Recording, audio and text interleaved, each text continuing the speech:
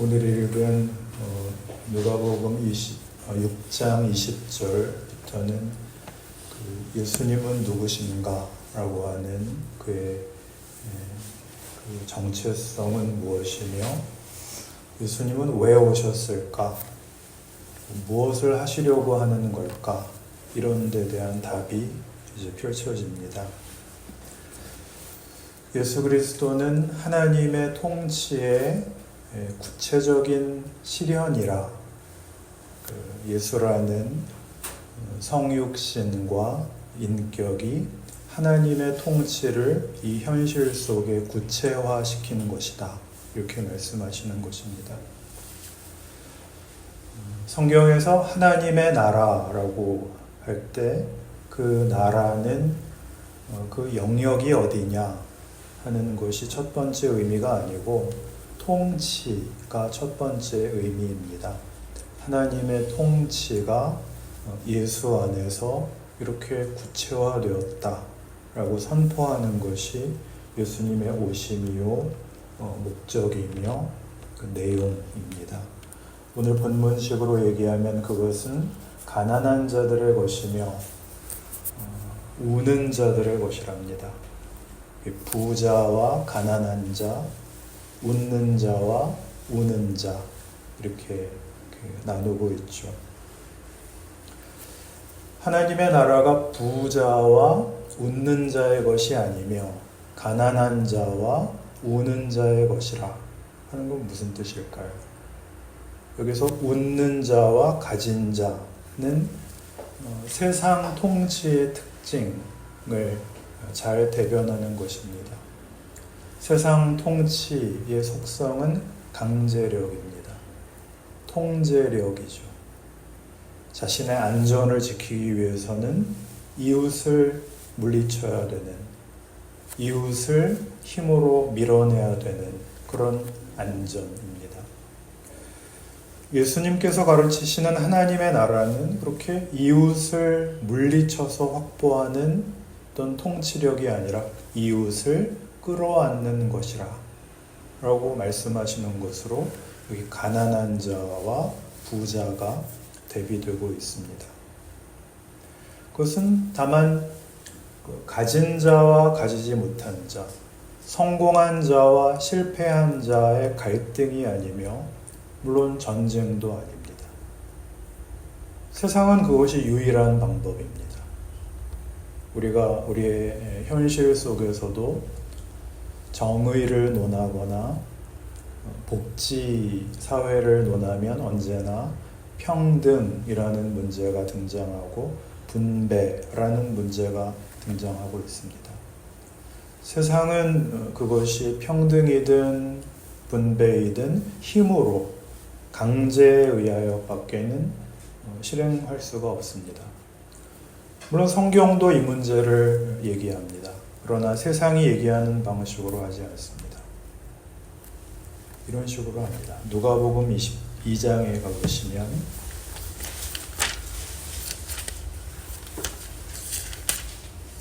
누가복음 22장 24절 이하에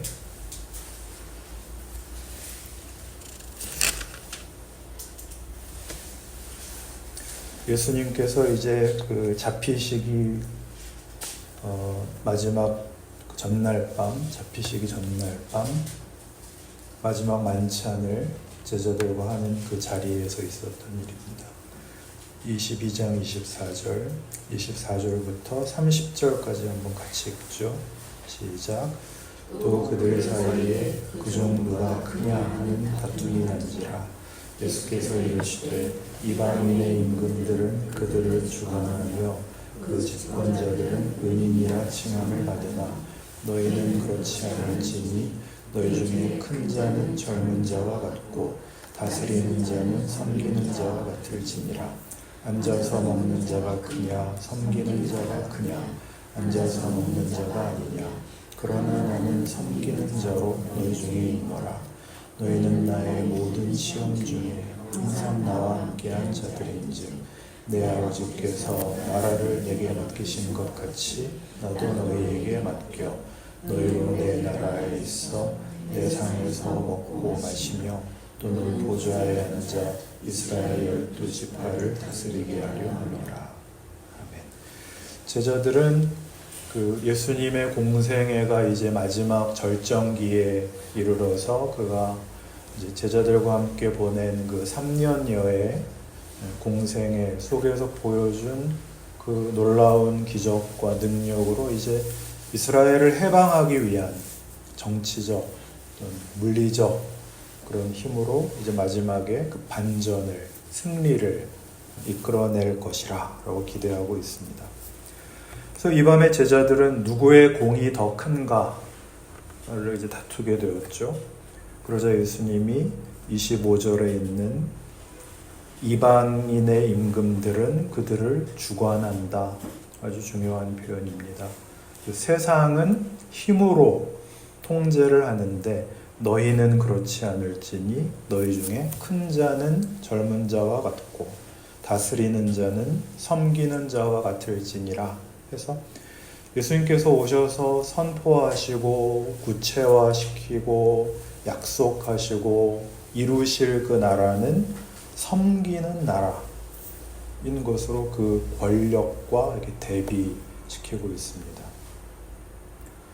얼른 납득이 되지 않습니다. 왜냐하면 이 세상 속에 살면서 우리는 늘 이웃과 경쟁하고 있고 이 세상을 살아내기 위해서는 더 많은 힘을 가져야 된다라는 현실에 물들어 있기 때문입니다. 우리의 승리와 우리의 행복은 언제나 그래서 타인의 불행과 누군가의 희생 위에 서 있습니다. 세상 통치의 한계이죠. 지난 시간에도 얘기했듯이 교회마저 온통 물량주의와 양적 성장주의에 매몰되어 있습니다. 예수님은 그렇게 가르치지 않습니다. 기독교 신앙의 가장 놀라운 점은 그 정의와 평화가 압제에 의하지 않고 강제력에 의하지 않고 예수 그리스도 안에서 실현된다라고 선언하는 데 있습니다. 진정한 자유란 힘에 의한 자기 보호가 아니라 진리 위에 있는 것이라 라고 요한복음 8장에서 선언하시죠. 진리를 알지니 진리가 너희를 자유롭게 하리라. 그때 자유라고 하는 것은 이런 자기 하나를 보호하기 위하여 남을 압제해야 되는 그런 자유가 아닙니다. 더 이상 싸울 필요가 없는 자유. 더 이상 누구를 압제하거나 이웃을 두려워할 필요가 없는 자유이지요. 그 자유는 진리 위에 서 있다라고 합니다. 진리란 그럼 뭐냐? 성경은 이렇게 답을 하죠. 내가 곧 길이요 진리요 생명이니라. 예수 그리스도가 진리이십니다. 그것은 무슨 이론이나 무슨 개념이나 상상이나 무슨 이상이 아닙니다. 예수님만이 삼위일체 하나님이시며 이 세상을 만드시고 우리가 아는 어떤 과학적인 법칙이나 도덕이나 상식이나 어떤 아름다움이나 깨우침을 만드신 창조주로서 그것을 다 하나로 묶으실 수 있는 진리의 능력의 하나님이시기 때문입니다. 기독교 신앙의 가장 중요한 본질이죠. 그래서 성경은 예수라는 진리 위에서 자유를 하나님이 창조하신 본래의 인간됨을 누리라 하는 차원에서 우리에게 이렇게 권면합니다. 서로 사랑하라. 요한복음 13장 33절과 34절에 나오듯이 이것이 새 계명입니다. 오늘식으로 얘기하면 이것이 하나님 나라의 질서이며 통치 원리입니다. 서로 사랑하라. 요즘 우리 상황, 우리가 이해하기 쉽게 하나님 나라의 헌법이라고 이해하면 어떨까? 라고 생각했습니다. 사랑하라 입니다.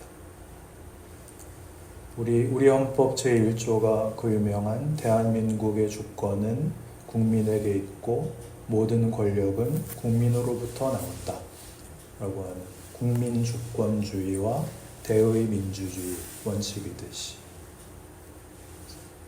권력자인 국민의 주권을 침탈하려고 하는 행위를 한 자는 그가 비록 대통령이라도 중대한 위헌 행위를 한 내란범이 되듯이 하나님 나라 헌법의 절대적인 원칙은 사랑하라입니다.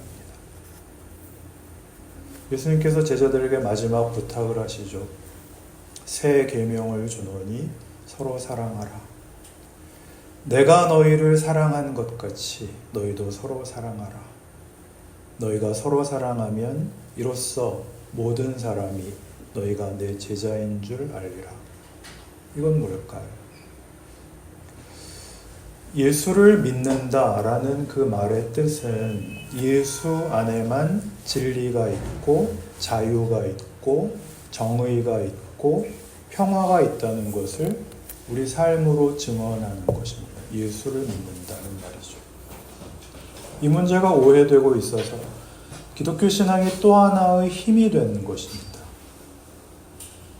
고린도전서 13장에서 보는 그 사랑의 모든 정의를 보아도 알 수 있듯이 사랑은 능력도 아니고 열정도 아니고 힘도 아닙니다. 사랑은 오래 참는 것이고 사랑은 무례하게 행하지 않는 것이고 사랑은 성내지 않는 것이고 사랑은 믿고 바라고 견디는 것입니다. 이것이 하나님 나라의 통치죠.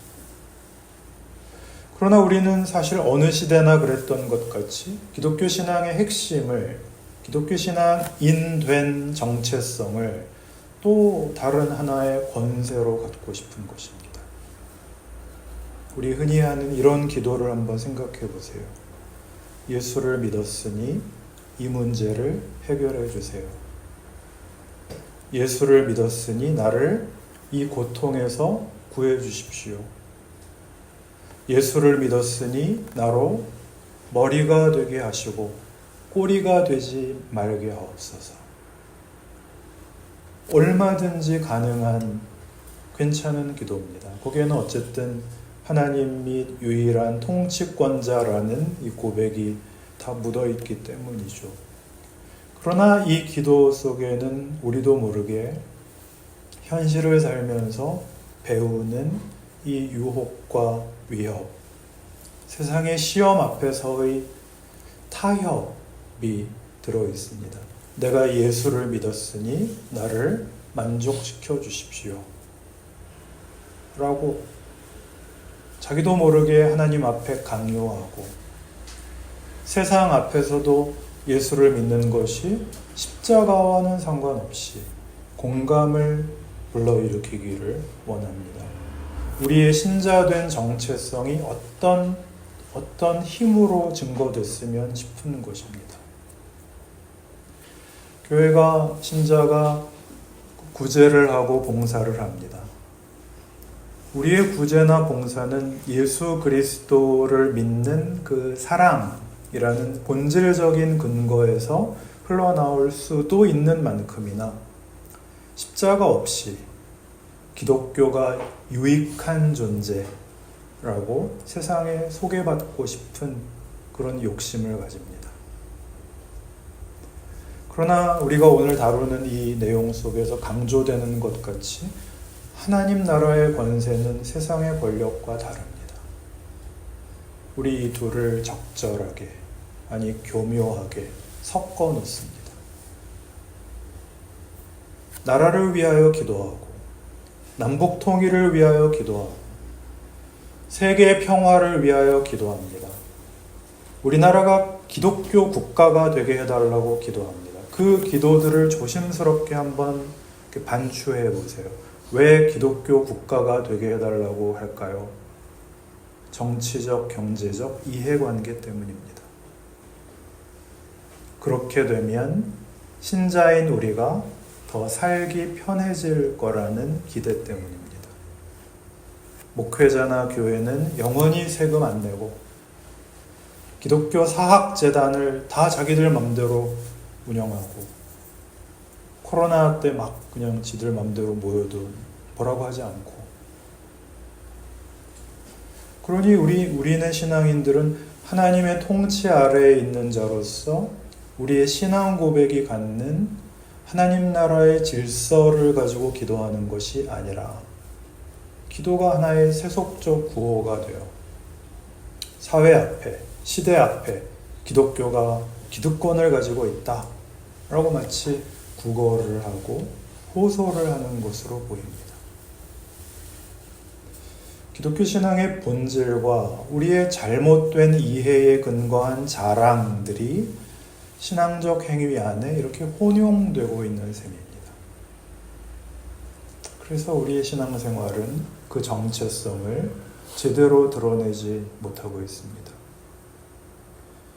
요 근래에 우리 한국 개신교회와 정치 세력이 동시에 극우화되는 그 원인과 그 미래에 대해서 논의하는 그런 어느 토론에서 들은 이야기입니다.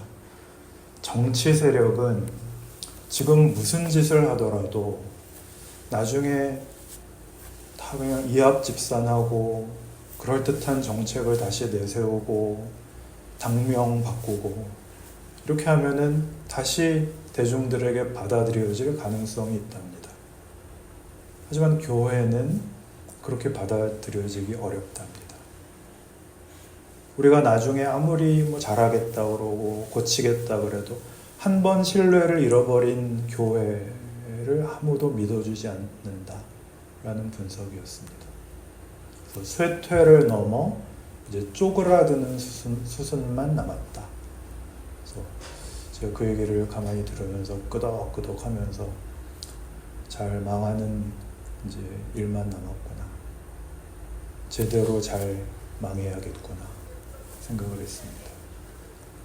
하나님이 그렇게 잘못된 것들을 회파하시고 남은 그루터기로 일하시는 분이니까 잘 망해야겠구나. 그럼 어쩌자는 거냐? 신약성경 로마서 12장에 보시면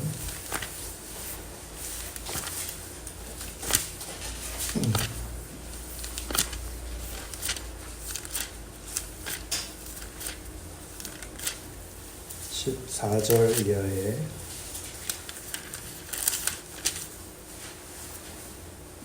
(257페이지입니다)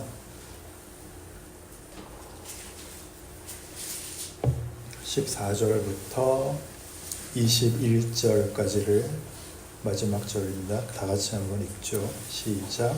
너희를 박해하는 자를 축복하라. 축복하고 저주하지 말라. 즐거워하는 자들과 함께 즐거워하고 우는 자들과 함께 울라. 서로 마음을 같이 하며 높은 데 마음을 두지 말고 도리어 낮은 데 처하며 스스로 지혜 있는 체하지 말라. 아무에게도 악을 악으로 갚지 말고 모든 사람 앞에서 선한 일을 도모하라. 할 수 있거든 너희로서는 모든 사람과 더불어 화목하라. 내 사랑하는 자들아, 너희가 친히 원수를 갚지 말고 하나님의 진노하심에 맡기라. 기록되었으되 원수 갚는 것이 내게 있으니 내가 갚으리라고 주께서 말씀하시니라. 내 원수가 줄이거든 먹이고 목마르거든 마시게 하라. 그리함으로 내가 숯불을 그 머리에 쌓아놓으리라. 악에게 지지 말고 선으로 악을 이기라. 아멘. 올해 제가 그 말씀 묵상의 도구로 사용하고 있는 독일 헤르누트 형제단의 묵상집에 나오는 얘기 중에 이런 내용이 있었습니다. 중요하지 않다는 한 사람, 더 이상 믿을 수 없는 한 사람, 의심하며 비난하는 한 사람, 그 한 사람에게 가까이 다가가 예수 그리스도께서 당신에게 하신 것처럼 그에게 해야 한다. 이게 신앙이죠. 우리는 섬기는 자로 살아가도록 부름을 받았습니다. 내 이웃을 내 몸같이 이렇게 사랑하는 것.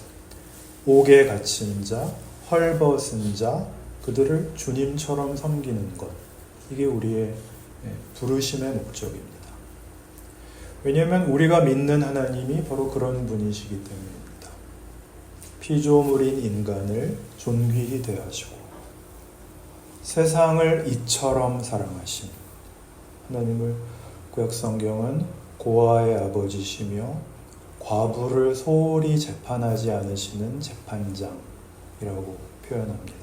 고아와 과부는 성경 속에서 늘 가진 자들로부터 혐오와 차별과 배제를 당하는 가난한 자, 약한 자, 소수자의 상징으로 등장하는 사람들입니다. 그리고 예수 그리스도께서 우리가 누가복음에서도 확인했듯이 섬기는 자로 우리 가운데 오셨습니다. 죄인과 병자를 존귀하게 여기시고 사랑하신 우리 예수님이십니다. 우리가 믿고 섬기는 하나님이 그런 분이시라면 가장 바닥인 사람들을 존귀히 여기시는 분이시라면 우리는 마땅히 약자의 편에 설 수밖에 없습니다. 성경 많이 보시고 기도 많이 하시고 그러는 거 좋습니다. 그러나 하나 분명한 것은 하나님은 우리를 기도 많이 하라고 부르신 것이 아니라 성경 많이 보라고가 아니라 정의롭게 살라고 부르셨다는 사실입니다. 그러나 우리로서는 그렇게 살기가 어렵죠. 어떻게 강자가 아니라 약자를 사랑하고 식구가 아니라 이웃을 사랑하고 친구가 아니라 원수를 사랑하란 말이니까. 그래서 우리는 늘 기도할 수밖에 없습니다. 성경을 볼 수밖에 없죠. 정의롭게 살기 위하여 하나님이 주시는 힘을 얻기 위하여 기도하고 힘들지만 그래도 이 길이 옳구나 성경을 읽으면서 늘 확인하는 것이죠.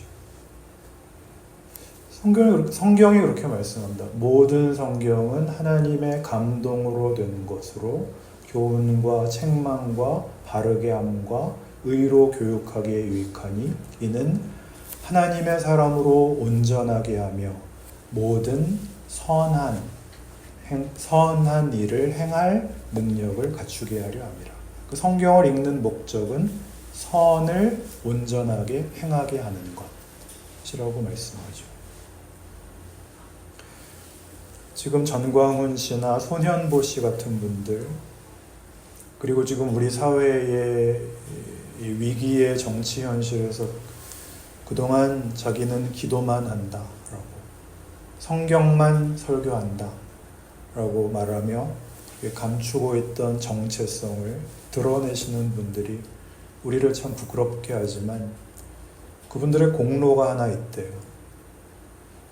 교회에서 정치 얘기하면 안 돼. 믿는 사람은 좌도 아니고 우도 아니야. 믿는 사람은 그냥 예수당이야. 기도만 해야 돼.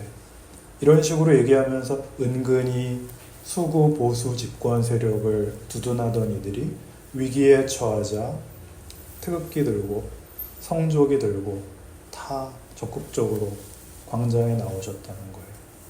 그러는 바람에 우리가 아무리 믿음이 좋아도 우리가 밥을 안 먹고는 살 수 없는 것 같이 세상 속에 살아가는 한 우리 모두가 정치와 뗄래야 뗄 수 없는 그런 관계를 맺고 살아가고 있다. 그 사실을 일깨워 주셨다는 것입니다. 그분들이. 저는 교회가 공적으로 또는 목사가 강단에서 설교하면서 무슨 특정 정치인이나 특정 정당을 지지하는 발언을 하는 것은 타당하지 않다고 생각합니다. 그러나 우리가 어느 당을 지지하든 우리의 신앙이 지향하는 가치가 뭐냐 할 때 당연히 우리 예수님은 어떤 분이신가, 우리 하나님은 누구신가를 생각한다면 약자의 편에 서시는, 왜냐하면 우리가 죄인일 때 하나님이 우리를 사랑하셨으니까요. 우리가 가장 바닥일 때 우리를 존귀히 여기시는 우리 하나님을 생각하신다면 어느 당을 지지하시든 우리 사회 전역에서 아무리 약자이고 소수자라고 할지라도 그 누구라도 건강하고 안전하게 기본적인 삶을 누릴 수 있는 그런 사회를 만드는 것. 이걸 말하자면 어느 당을 지지해서 이루어가면 좋겠냐, 그걸 각자가 판단하셔야 된다 라고 하는 것입니다. 그래서 진보건 보수건 또는 중도 보수건, 지금 힘겹고 괴로운 삶을 사는 사람들이 지금보다 좀 더 나은 삶을 살도록 할 수 있다. 요한복음 10장 10절에 나오는 선한 목자이신 예수님께서 말씀하신 대로 내가 온 것은 양으로 생명을 얻게 하고 더 풍성히 얻게 하려는 것이다. 그 방향으로 가자. 이게 소위 성경적인 예수 믿는 사람들이 가져야 할 그런 정치관이 되어야 된다고 생각합니다. 이 문제는 이미 예수님께서 당신의 공생애를 시작하시는 그 서두에 선언하신 말씀입니다. 누가복음 4장을 한번 찾아보시면, 누가복음 4장 16절입니다.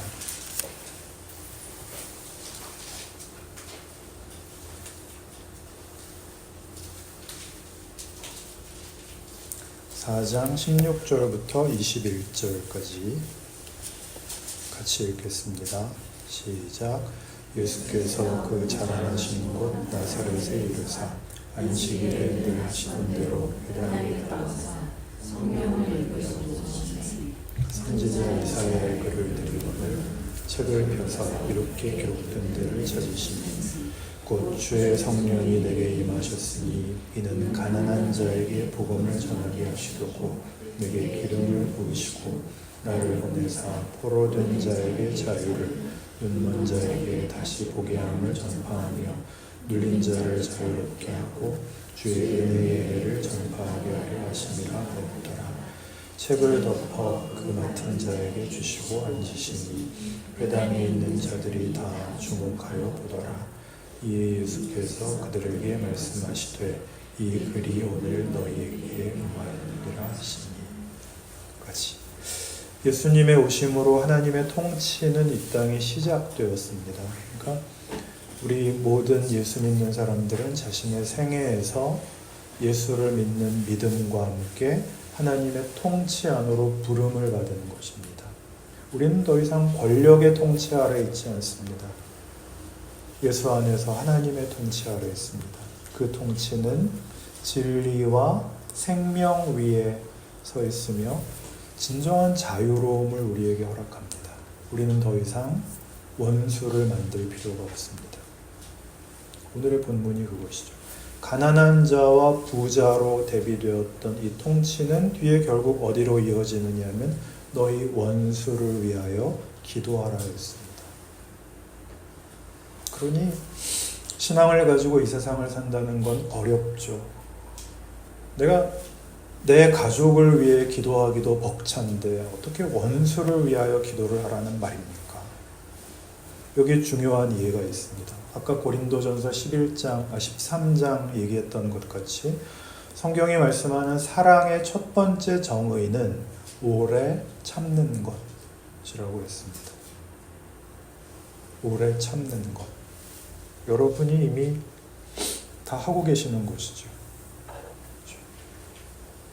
모두가 원수이지만 모든 원수와 다 싸울 수는 없으니까 참을 수밖에 없습니다. 그게 사랑이랍니다.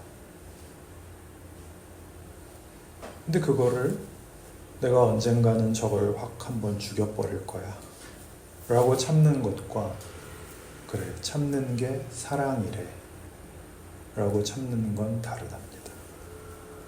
그래 참는 게 사랑이래 이렇게 시작해야 정말 사랑으로 가실 수 있답니다.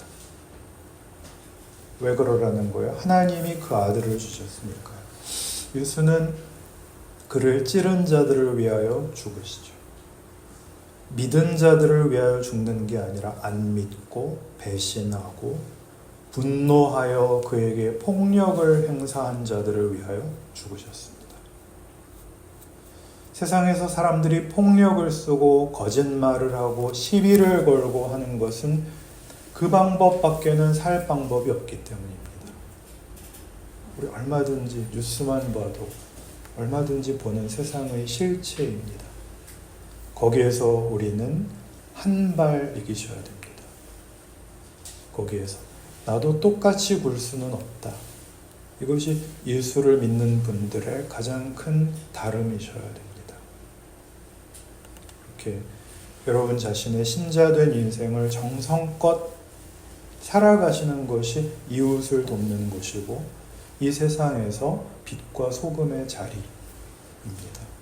성경은 우리에게 세상을 빛으로 바꿔라, 세상을 소금으로 바꿔라 그렇게 말씀하지 않습니다. 우리가 빛이고 우리가 소금이라고 하시죠.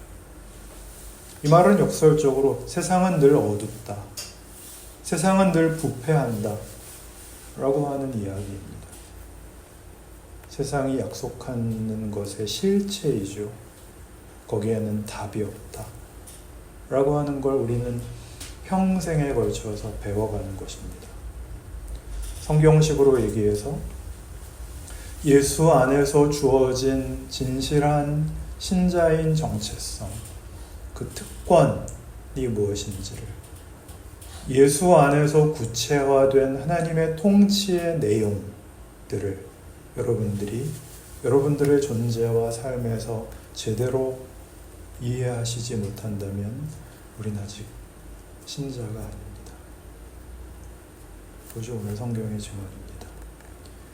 예수께서 기꺼이 십자가를 지신 것 같이 우리는 그분의 뒤를 따르는 것으로, 즉 원수에게 보복하지 않는 것으로 평화를 누리는, 거기에 진정한 인생과 인간성이 있습니다. 예수님은 섬기러 오시고 희생 제물로 오시고 우리의 죄를 위하여 십자가에 죽으십니다. 그것이 하나님의 통치의 가장 중요한 증언입니다. 사순식이 첫 주일에 이 신앙 고백이 세상을 이기는 여러분의 인생과 존재의 가장 중요한 믿음과 힘이 되시기를 바랍니다.